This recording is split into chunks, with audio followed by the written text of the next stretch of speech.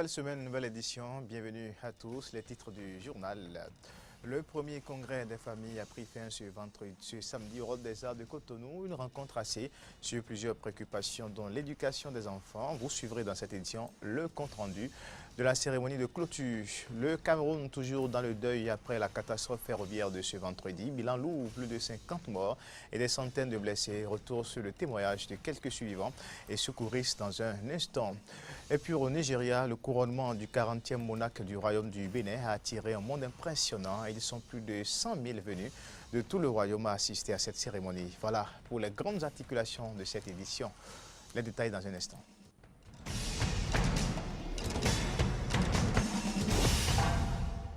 Encore une fois, bienvenue à toutes et à tous. Le premier congrès national des familles a pris fin ce samedi au Hall des Arts de Cotonou. Démarré le 17 octobre, elle s'est achevée par une communication de l'évêque d'Abomey inhérente à l'éducation des enfants. En voici le compte rendu. Famille béninoise, ne te laisse pas bafouer sur ta propre terre, deviens ce que tu es et resplendis.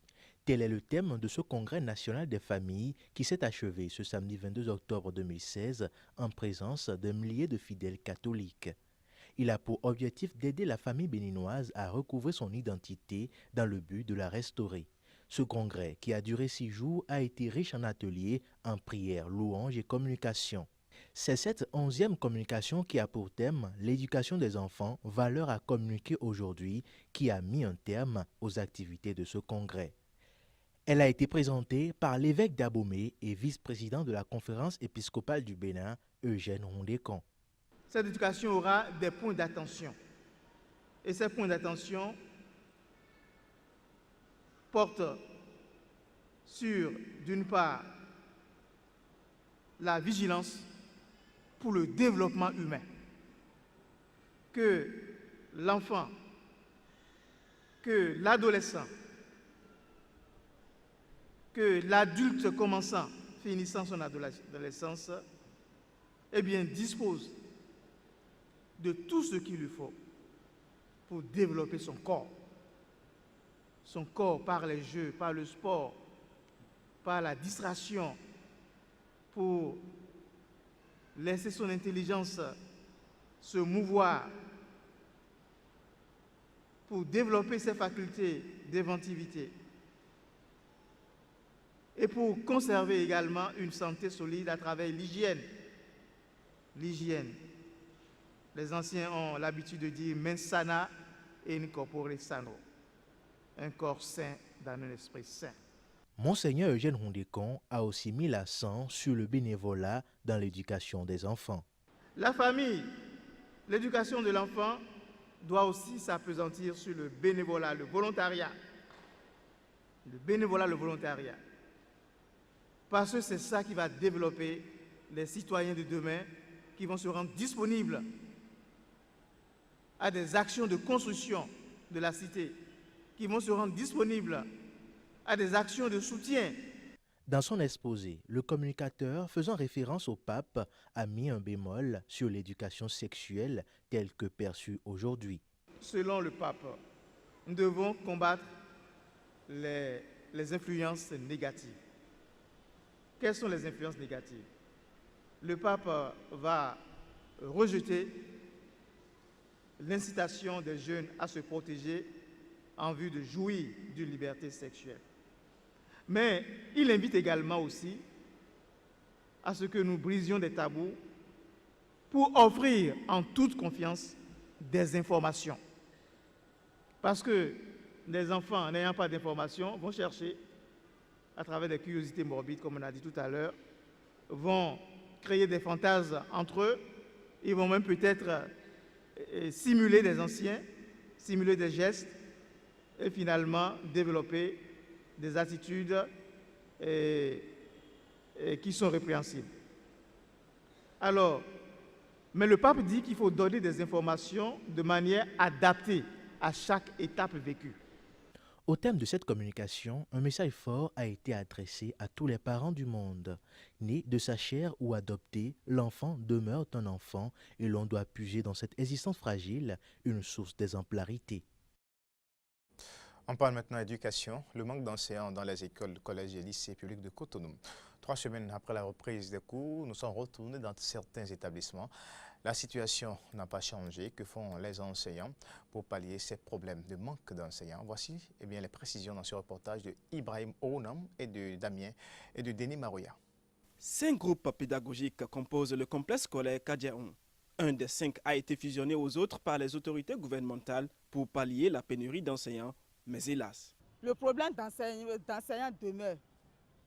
Des gens tournent à 1 sur 6. Le seul directeur va jouer le rôle de 6 classes.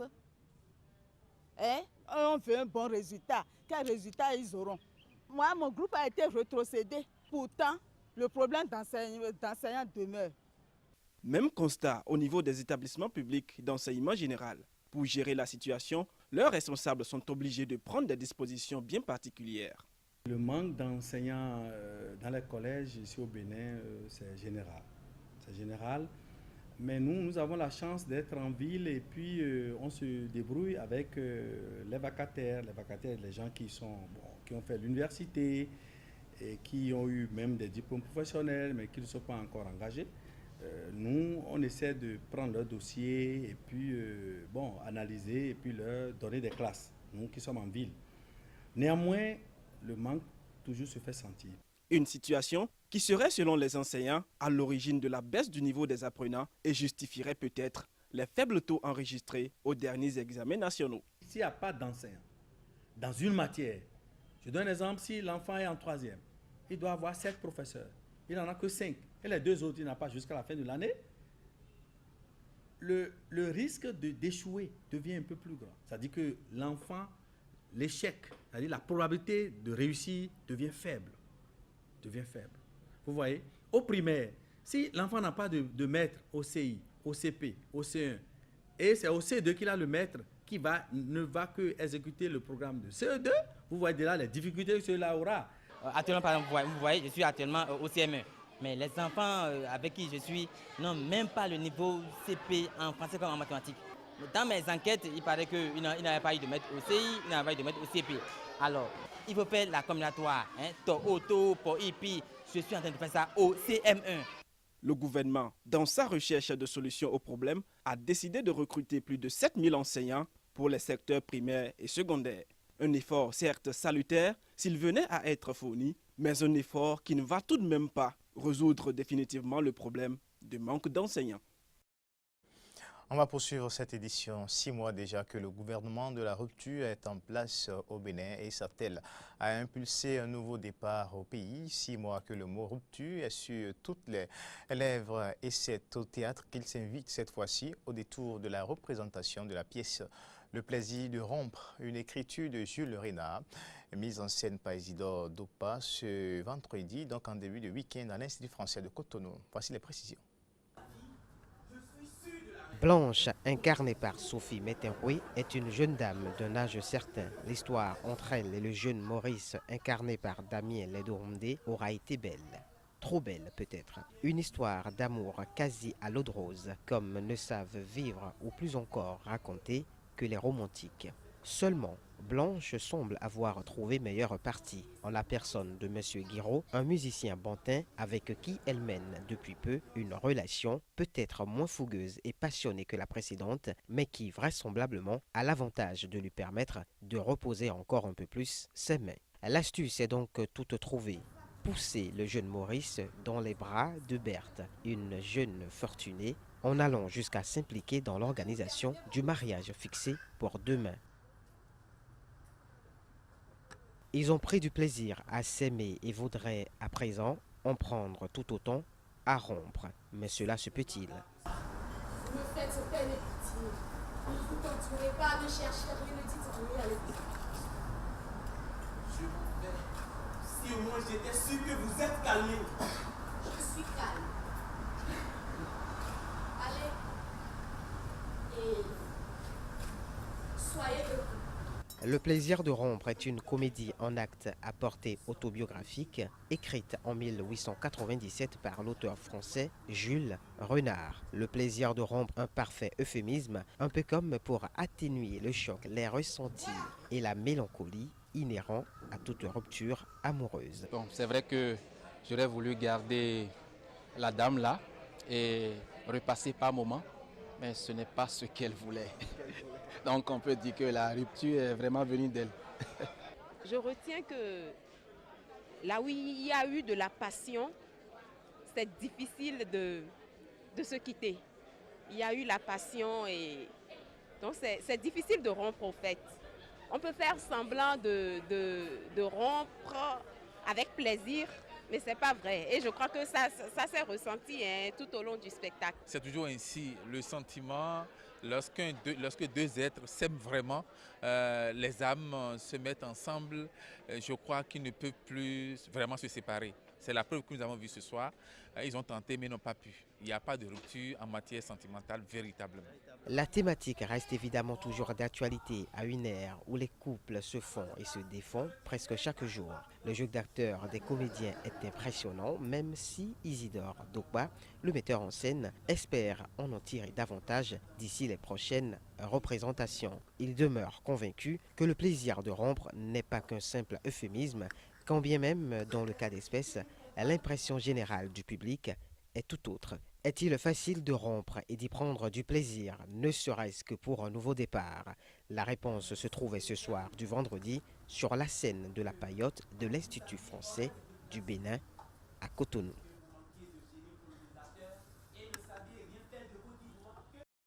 Actualité sur le continent, c'est toujours le deuil. Au Cameroun, vendredi mi-journée, un train assurant la liaison entre Yaoundé et Douala a déraillé. Le train était bondé suite à la coupure de la route Yaoundé-Douala après l'effondrement d'un pont dans la nuit de jeudi à vendredi sous l'effet de la pluie. Selon les derniers bilans officiels communiqués vendredi soir par le ministre des Transports Edgar Alain Membengo, le déraillement du train Intercity Yaoundé-Douala aux abords de la gare d'Esseka à 200 km à l'est de Yaoundé a fait 55 morts et 575 blessés. La grande majorité des blessés ont été évacués vers des hôpitaux de la métropole portuaire. Suivons maintenant les témoignages de quelques survivants et des explications de certains secouristes.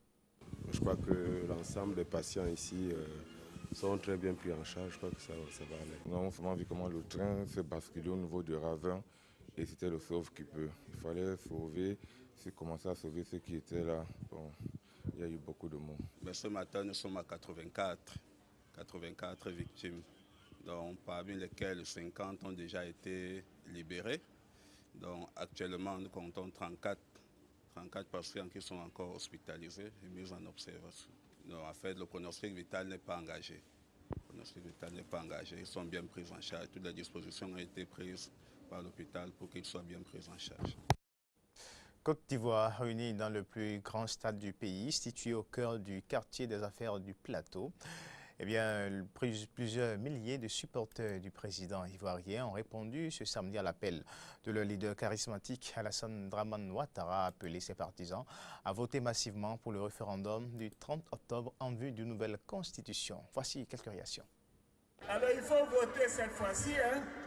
La constitution, c'est la garantie, c'est une assurance vie pour la paix des décennies et des décennies.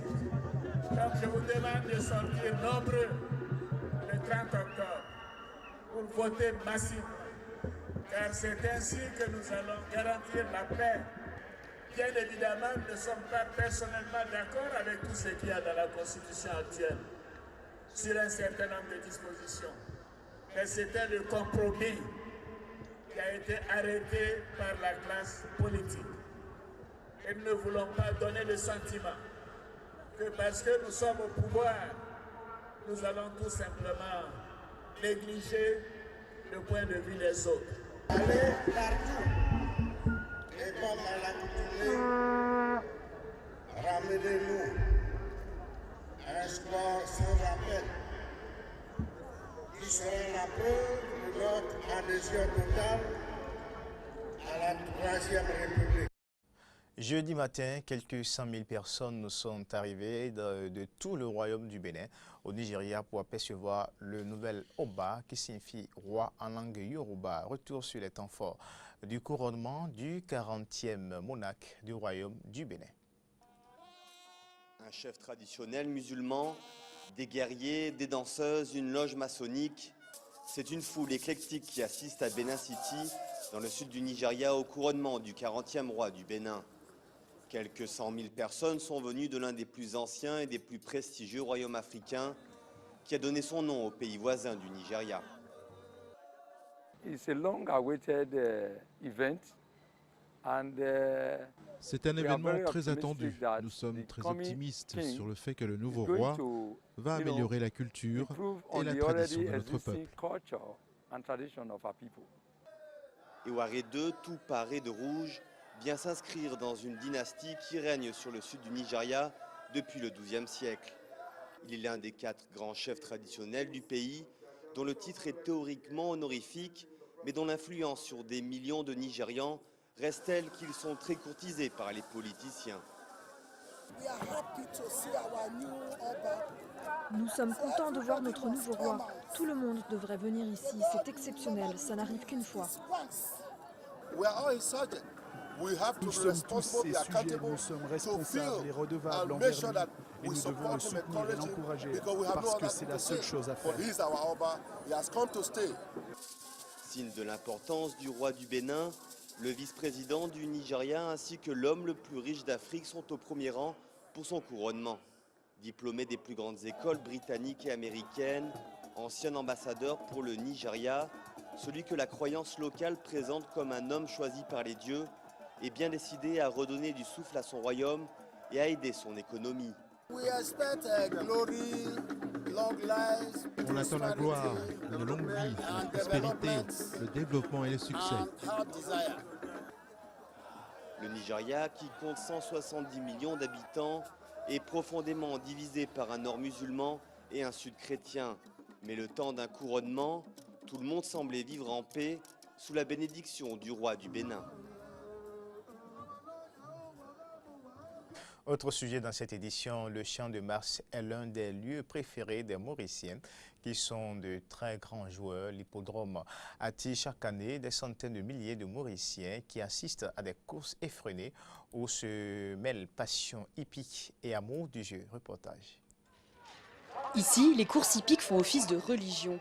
Situé à la périphérie de la capitale Port-Louis, au pied des montagnes, le Champ de Mars est l'hippodrome national de l'île Maurice. Il a été créé en 1812 après la capitulation des Français et l'arrivée des Britanniques.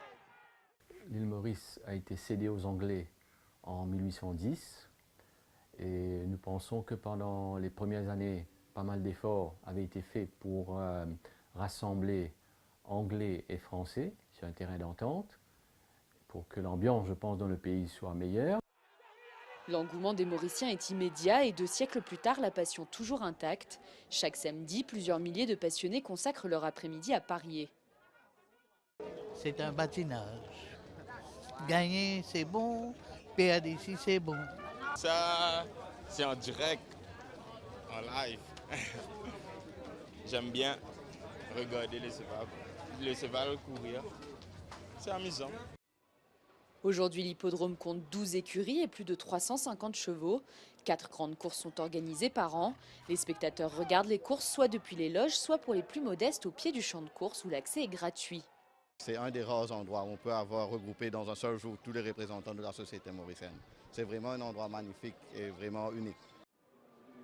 Depuis peu, ces courses sont retransmises en direct en Grande-Bretagne et en raison d'un décalage horaire favorable, les turfistes britanniques débutent souvent leur après-midi de Paris par le Champ de Mars. Une présence à l'international qui promet encore de longues années de prospérité pour l'hippodrome de Port-Louis.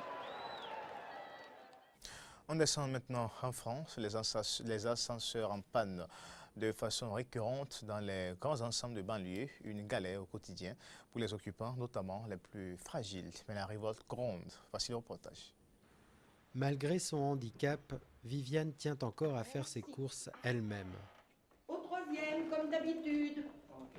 Mais depuis quelques semaines, c'est un porteur qui l'aide à monter ses sacs chez elle. L'ascenseur est en travaux depuis début septembre, un arrêt qui empoisonne la vie des locataires de ces grands ensembles. Moi, ça fait 47 ans que j'habite le quartier. Alors là, depuis qu'il y a eu changement d'ascenseur, c'est constamment comme ça. Ou alors ils viennent réparer, 1 heure après, c'est en panne et c'est l'éternel recommencement des pannes d'ascenseur. On peut limite nous faire culpabiliser en nous disant que voilà, c'est des dégradations, c'est du vandalisme, Mais alors que c'est totalement faux, ça peut arriver, mais c'est toujours bénin. C'est un vol d'ampoule, mais pas du matériel qui fasse que l'ascenseur tombe en panne. Au quartier des musiciens, à Argenteuil, l'exaspération monte d'autant plus que 5 ascenseurs ont été arrêtés en même temps pour cause de rénovation.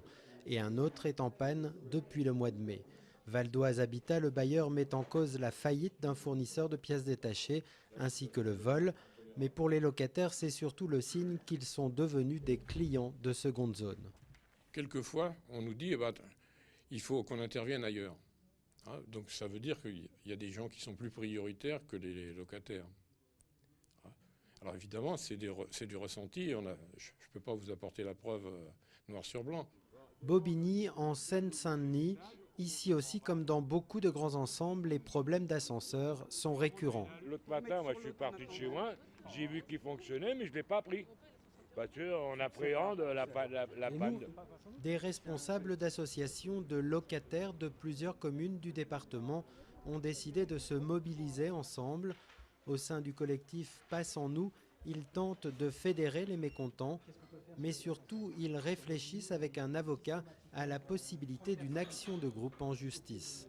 Et c'est pour pouvoir attaquer les bailleurs et pour pouvoir faire en sorte qu'ils puissent avoir des astreintes s'ils ne réparent pas les ascenseurs. Pour nous, c'est très important en fait de ne pas s'en remettre uniquement qu'à l'appréciation du président d'un office ou d'un bailleur, mais vraiment d'essayer d'avoir d'autres leviers. Et le levier, à mon avis, du porte-monnaie, c'est le bon.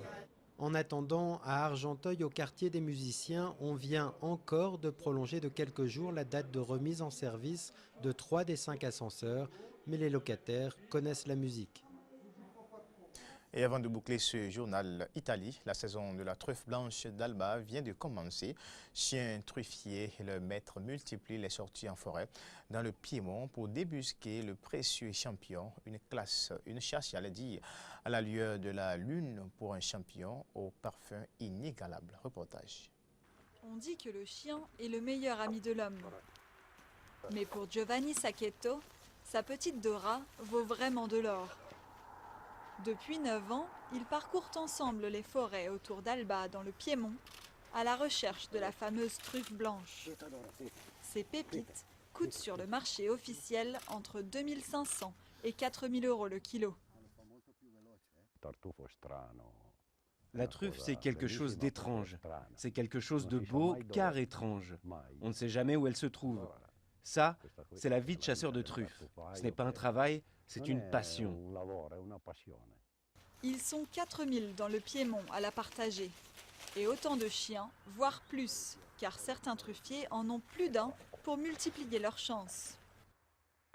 Le chien, c'est quelque chose. Je ne dis pas que c'est mieux qu'une épouse, mais pour le chercheur de truffes, son chien, c'est quelque chose d'indescriptible. Chaque année, la foire internationale de la truffe blanche attire à Alba des dizaines de milliers d'amateurs du monde entier. Une expérience sensorielle qui, pour certains, n'a pas de prix. C'est quelque chose d'unique, déjà par l'odeur. Au goût, moins, mais c'est surtout cette odeur, la structure. Moi, je l'aime particulièrement toute simple, juste sur des pâtes ou du risotto, toute simple. Mais pas seulement. Désormais, des chefs étoilés essayent de nouvelles recettes. Comme cette salade composée de produits du terroir, avec un petit bonus dans l'assiette. C'est un produit de la nature tellement pur que c'est nous, les chefs, qui devons être au service de la truffe, et pas le contraire. L'Italie a d'ailleurs demandé l'inscription de la culture de la truffe blanche au patrimoine de l'UNESCO.